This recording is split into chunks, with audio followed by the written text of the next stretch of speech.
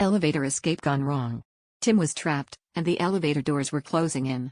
His heart raced not just from the panic of being caught, but from the sheer absurdity of his predicament.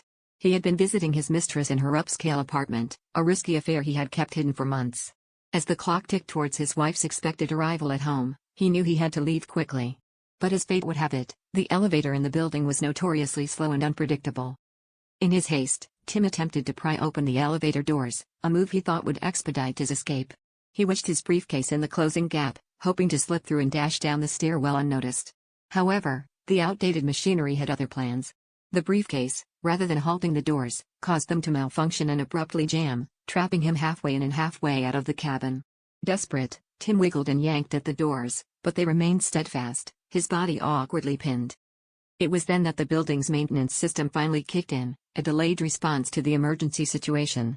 The elevator jolted upwards, carrying Tim with it in a violent, uncontrolled ascent. The sudden movement caused him to lose his balance and grip, and in a horrifying sequence of events, he was crushed between floors. The building's old elevator system, a relic that had been slated for replacement, had claimed its most foolish victim. The news rippled through the community, a cautionary tale of infidelity gone tragically wrong. Tim's double life was exposed in the most public and tragic of ways, leaving his family in shock and mourning. His wife, blindsided by the affair and its deadly conclusion, found herself grappling with grief and betrayal. Meanwhile, neighbors whispered about the dangers of deceit and the merciless hand of fate that had intervened in such a grim manner.